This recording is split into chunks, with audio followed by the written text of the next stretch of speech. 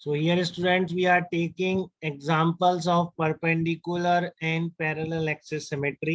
Combine example है तो first आप पॉज करिए वीडियो को और इसमें सोचिए which symmetry is present in this example. You have to find out the equivalent resistance between A and B. ठीक है, then which symmetry is present between these points A and B, perpendicular और parallel. बताइए फटाफट, सोचिए, pause करिए और देखिए. ठीक है, तो देखो क्या निकल गया. ये लाइन है, ये भी लाइन है connecting line to the both terminals. तो आप देख रहे हैं बेटा इस लाइन के अबाउट तो मिरर इमेज नहीं है. 5 है तो यहाँ तो 15 है. अगर 5 होता तो होता मिरर इमेज. ठीक है, तो पैरेलल एक्सिस सिमेट्री तो इसमें प्रेजेंट नहीं है. तो आप परपेंडिकुलर लाइन ड्रॉ कर लीजिए यहाँ से. ये आपने परपेंडिकुलर लाइन ड्रॉ कर ली इसके. तो ये जो आया 3 ओम, इसको ऐसे तो लगा ही सकते हैं आप, इसमें कोई दिक्कत नहीं है. इधर 3/2 कर दो इधर, तो आपको अपने आप मिरर इमेज दिख जाए. ये भी ऐसे चाहे तो कर सकते हैं, नहीं वैसे भी दिख रहा है. इधर आपने 9/2 कर दिया, 9/2. तो आप देख लीजिए पूरा की पूरा सर्किट, ये दोनों जो पार्ट है इस परपेंडिकुलर लाइन के अबाउट मिरर इमेज है या नहीं. ये 5 कितना आ रहा है, 5 आ रहा है. 3 आपका 3 आ रहा है. 15 का 15 आ रहा है. 9 का 9 आ रहा है. सब कुछ मिरर इमेज. ये 12 आ रहा है, 12.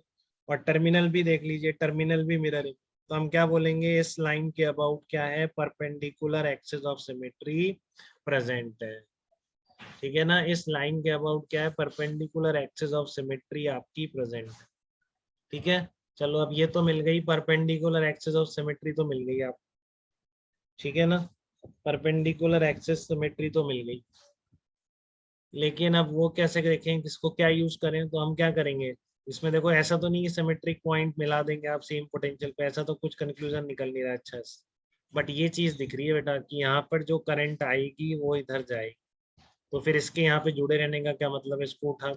ऐसे इसमें जितनी आएगी उतनी इसकी मिरर इमेज में जाएगी, तो यहाँ से भी उठा. सिमिलरली इसको भी उठा दो और इसको भी आप हटा दो बस. ठीक है, तो देखो कैसे बनेगा, कैसे दिखेगा, इस तरीके से आप कर देंगे. पॉइंट रिमूवल अप्लाई कर देंगे, परपेंडिकुलर एक्सिस सिमेट्री का फेमस मेथड. तो आपको इस तरह का सर्किट दिखेगा. ठीक है ना, उठा दिया आपने बीच से सब जगह से.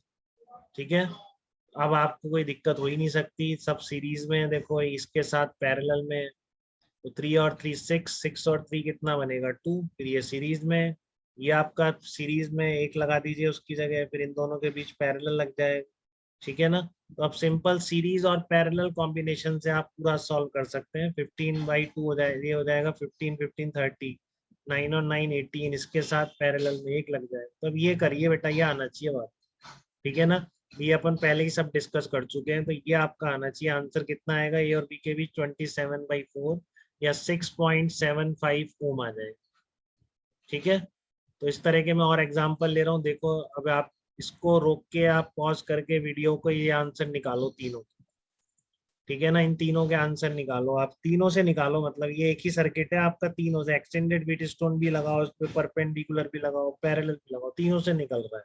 ठीक है ना, तीनों में आपको एकदम बिल्कुल परफेक्शनिस्ट हो जाना है आपको. इसके अंदर कोई डाउट नहीं रहना चाहिए आप. ठीक है, तो देखो आप क्या कह रहे हो कि पी और क्यू के बीच, आप देखो पहले एक्सटेंडेड व्हीट स्टोन कैसे, क्या बताया एक्सटेंडेड व्हीट स्टोन का, R1/R2, this upon this upon this, सब बराबर आ रहे हैं, 1 ही आ रहे हैं. बिल्कुल इसको आप एक्सटेंडेड व्हीट स्टोन की तरह ट्रीट कर सकते हैं between P and Q point.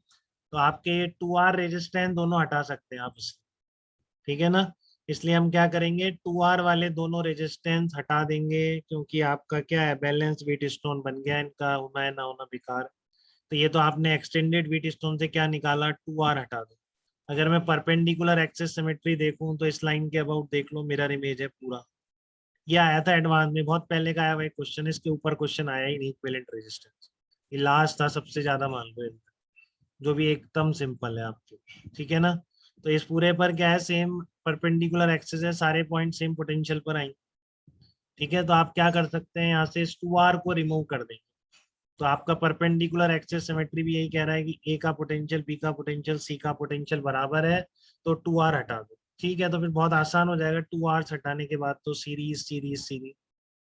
ठीक है, फिर सारे पैरेलल में. तो देखो एक बार निकाल लिया है, दोनों से एक ही कंक्लूजन निकल रहा था फर्स्ट से. एक्सटेंडेड व्हीट स्टोन और परपेंडिकुलर एक्सिस सिमेट्री दोनों यही कह रहे थे कि आप इन 2R रेजिस्टेंसेस को हटा दो. तो हटा दिए मैंने, हम तीनों का इक्विवेलेंट लगा देंगे, तो आर इक्विवेलेंट कितना आ गया, ये आ गया। ठीक है ना, ये आपका पी और क्यू के बीच का इक्विवेलेंट रेजिस्टेंस निकल गया।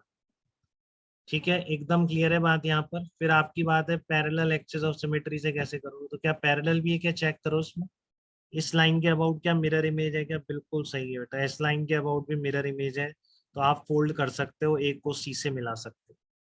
तो ये इस पे गिरेगा, टू आर आर बन जाएगा, ये भी कैपिटल आर बन, इसकी जगह भी कैपिटल आर, तो बस स्मॉल आर, ये कैपिटल आर, ये कैपिटल आर, ये कैपिटल आर। देखो इस तरह का सर्किट बन रहा है क्या, फोल्डिंग मेथड जब अप्लाई कर रहे हैं पैरेलल, बिल्कुल यही बन रहा है, आर आर कैपिटल आर और ये आर।